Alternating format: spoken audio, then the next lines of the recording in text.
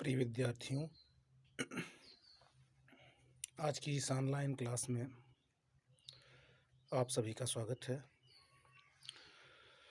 मुझे पूरा विश्वास है कि आप लोग जहाँ भी होंगे, जैसे भी होंगे, स्वस्थ और खुशहाल होंगे। विद्यार्थियों, आज की ये वीडियो क्लास 10th के लिए है और इस वीडियो में आज हम लोग जीवन सूत्राण शीर्षक पाठ का अध्ययन करेंगे, जिसमें जीवन के सूत्र बताए गए हैं और यह पाठ यक्ष युधिष्ठिर संवाद से संदर्भित है। तो आइए इस पाठ को हम लोग विस्तार से जानते हैं, एक एक श्लोकों को, एक एक शब्दों को, एक एक पदों को, एक एक प्रश्न और उत्तर को। जीवन सूत्राणि का अर्थ है जीवन की सूत्र। नवमः पाठः, पाठ 9। पहले श्लोक में कहा जा रहा है कीशित गुरुतरम भूमे कीशित उच्चरम च खात कीशित शीघ्रतरम मातात कीशित बहुतरम त्रिडात। पहले इस श्लोक में यक्ष जी महाराज ने युधिष्ठिर जी महाराज से प्रश्न किया कि हे प्रभु, कीशित गुरुतरम भूमे, कौन, कीशित का अर्थ होता है कौन, गुरुतरम का अर्थ है भारी, भूमे हमारी भूमि से, कौन भूमि से भारी है। कीशित उच्चतरम च खात, और खात का अर्थ होता है आकाश, और आकाश से कौन ऊंचा है। कीशित शीघ्रतरम वातात, कौन जो है वायु से भी तेज गतिवान है, गतिशील है। कीशित बहुतरम त्रिडात, और कौन जो है खरपतवार से भी अधिक ज्वलनशील है। यानी यक्ष जी महाराज ने युधिष्ठिर जी महाराज से कहा कि हे प्रभु, कौन भूमि से भारी है, कौन आकाश से ऊंचा है, कौन मन से भी अधिक, कौन वायु से भी अधिक गतिशील है, गति करने वाला है, और कौन खरपतवार से भी अधिक ज्वलनशील है। ये प्रश्न किया। तो दूसरे श्लोक से युधिष्ठिर जी महाराज ने उस प्रश्न का समाधान किया, उत्तर दिया। क्या?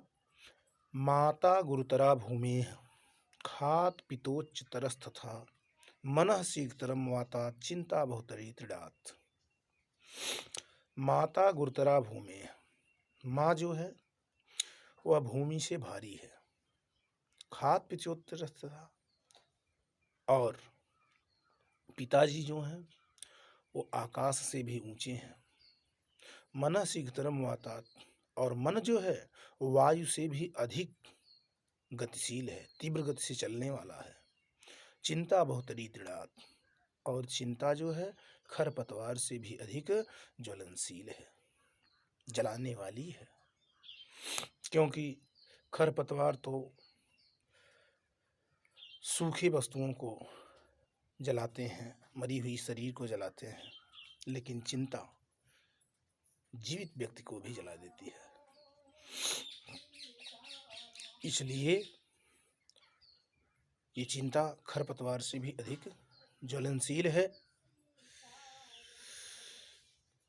तो इस प्रकार से युधिष्ठिर जी महाराज ने यक्ष जी महाराज के प्रश्नों का सटीक उत्तर दिया है इस दूसरे पद में कि माता जो है भूमि से भारी है, पिता आकाश से ऊंचे हैं, मन जो है वायु से भी अधिक तेज चलने वाला है, और चिंता जो है खरपतवार से भी अधिक ज्वलनशील है। तीसरे श्लोक में देखें विद्यार्थीगण, किंचित् प्रवस्तो मित्रम किंचिन् मित्रम गृहेस्तः आतुरस्य च किं मित्रम किंचिन् मित्रम मरीचितः। किंचित यानी कौन, प्रवस्तो माने प्रवासी का, मित्रम यानी मित्र है। प्रवासी का मित्र कौन होता है, ये अगला प्रश्न किए यक्ष जी महाराज युधिष्ठिर जी महाराज से कि प्रवास में रहने वाले का, विदेश में रहने वाले का मित्र कौन होता है। किंचित मित्रम गृहेस्थ, और घर पर रहने वाले का मित्र कौन होता है। आतुरस्य च किम मित्रम, रोगी का मित्र कौन होता है। किंचिन मित्रम मरीचितः, और मरे हुए का मित्र कौन होता है। यानी विदेश जो चला गया है, प्रवास कर गया है, उसका मित्र कौन होता है। घर पर जो है उसका मित्र कौन है, सच्चा मित्र कौन है। रोगी का मित्र कौन है, और मरे हुए का मित्र कौन होता है। ये फिर प्रश्न किया यक्ष जी महाराज ने। तो चौथे श्लोक से युधिष्ठिर जी महाराज ने इस दूसरे प्रश्न का उत्तर दिया है। आइए इसे देखते हैं। सार्थः प्रवस्तो मित्रम भार्या मित्रम गृहेस्तः आतुरस्य भीषक मित्रम दानम मित्रम मरीचितः। सार्थः प्रवस्तो मित्रम, प्रवासी का मित्र उसका दान या उसके साथ रहने वाले लोग होते हैं। भार्या मित्रम गृहेस्तः, और घर पर रहने वाले का मित्र उसकी पत्नी होती है। भार्या, भार्या का अर्थ होता है पत्नी, तो घर पर रहने वाले का मित्र उसकी पत्नी होती है। आतुरस्य भीषक मित्रम, रोगी का मित्र दवा होती है, औषधि होती है, या वैद्य हुआ करता है। रोगी का मित्र औषधि या वैद्य हुआ करती है। दानम मित्रम मरीचितः, और मरे हुए का मित्र दान होता है। यानी जो हमारे धर्म में बताया गया है कि दान पुण्य करेंगे तो मरने के बाद स्वर्गलोक में इसे हम प्राप्त करेंगे, तो वही बात यहाँ पर कही गई है कि दानम मित्रम मरीचितः, यानी मरने वाले का मित्र दान होता है। तो इस प्रकार से दूसरे प्रश्न का उत्तर युधिष्ठिर जी महाराज ने दिया। आइए अगले प्रश्न की ओर चलते हैं, 5वें श्लोक की ओर चलते हैं। किंचिद एक पदम धर्म्यम किंचिद एक पदम यशः किंचिद एक पदम स्वर्गम किंचिद एक पदम सुखम। यक्ष जी महाराज ने फिर प्रश्न किया, किंचिद एक पदम धर्म्यम, एकमात्र धर्म क्या है। किंचिद एक पदम यशः, एकमात्र यश क्या है। किंचिद एक पदम स्वर्गम, और एकमात्र स्वर्ग क्या है। किंचिद एक पदम सुखम, और एकमात्र सुख क्या होता है या कौन होता है। यक्ष जी महाराज ने अगला प्रश्न किया कि एकमात्र धर्म क्या है, एकमात्र यश क्या है, एकमात्र स्वर्ग क्या है, और एकमात्र सुख क्या होता है। तो विद्यार्थीगण, अब इसका उत्तर अगले 6वें श्लोक में दिया गया है। आइए 6वें श्लोक की ओर हम चलते हैं और देखते हैं 6वें श्लोक में क्या कहा जा रहा है। दाक्ष्यम एक पदम धर्म्यम दानम एक पदम यशः सत्यम एक पदम स्वर्गम शीलम एक पदम सुखम। दाक्ष्यम एक पदम धर्म्यम, एकमात्र धर्म चतुराई होता। दाक्ष्यम, दाक्ष्यम का अर्थ होता चतुराई, चालाकी। दानम एक पदम यशः, और एकमात्र यश दान होता है। सत्यम एक पदम स्वर्गम, सत्य एकमात्र स्वर्ग होता है। शीलम एक पदम सुखम, और शील एकमात्र सुख होता है।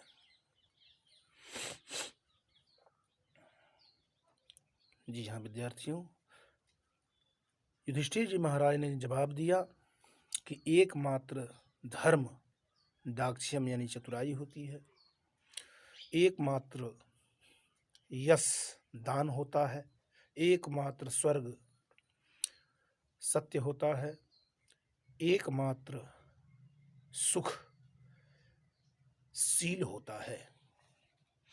तो इस प्रकार से यक्ष जी महाराज द्वारा पूछे गए प्रश्नों का उत्तर युधिष्ठिर जी महाराज ने दिया। तो हमें भी चतुराई, दान, सत्य, शील गुणों से युक्त होना चाहिए। आइए इसके आगे चलते हैं। छठा हो गया। सातवें में हम लोग चलते हैं विद्यार्थियों। धान्यानाम उत्तमम किंचित् धनानाम स्यात् किम उत्तमम लाभानाम उत्तमम किम स्यात् सुखानाम स्यात् किम उत्तमम। फिर अगला प्रश्न किया यक्ष जी महाराज ने कि धान्यों में उत्तम क्या होता है और धनों में उत्तम क्या होता है, लाभानाम उत्तमम किम स्यात्, लाभों में सबसे उत्तम क्या होता है, सुखानाम स्याम कित उत्तमम, और सुखों में उत्तम क्या होता है। यक्ष जी महाराज ने अगला प्रश्न किया कि धान्यों में उत्तम क्या होता है और धनों में उत्तम क्या होता है, लाभों में उत्तम क्या होता है और सुखों में उत्तम क्या होता है। तो इस प्रकार से प्रश्न किया यक्ष जी महाराज ने। तो विद्यार्थियों अगले में आठवें में युधिष्ठिर जी महाराज ने उसका उत्तर दिया है। धान्यानाम उत्तमम दाक्ष्यम धनानाम उत्तमम श्रुतम लाभानाम श्रेयम आरोग्यम सुखानाम तुष्टिरुत्तमा। क्या सुंदर भाव दिए गए इसमें।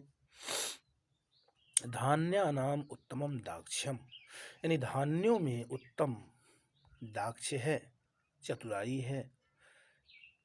धनानाम उत्तमम श्रुतम, और धनों में उत्तम वेद शास्त्र है। श्रुतम, श्रुतम का अर्थ होता है वेद शास्त्र, यानी वेद शास्त्रों का यदि हमको ज्ञान है तो समझिए कि हमको सबसे बड़ा धन प्राप्त हुआ है। इसलिए धनों में उत्तम वेद शास्त्र है। लाभानाम से आरोग्यम, और लाभों में उत्तम निरोगता है, रोग रहित। यदि व्यक्ति रोग रहित है, आरोग्य है, तो समझिए सबसे बड़ा धन उसको प्राप्त है। सुखानाम तुष्टिरुत्तमा, और सुखों में उत्तम संतोष होता है, सुखों में उत्तम संतोष होता है। युधिष्ठिर जी महाराज ने इसमें कहा कि धान्यों में उत्तम चतुराई होती है, धनों में उत्तम वेद शास्त्र होते हैं, लाभों में उत्तम स्वास्थ्य या निरोगता होती है, और सुखों में उत्तम संतोष होता है। इस प्रकार से यक्ष जी महाराज के प्रश्नों का उत्तर युधिष्ठिर जी महाराज ने दिया। तो आठवें तक हो गया विद्यार्थियों। आइए नवें की ओर हम चलते हैं। नवें का भाव देखते हैं।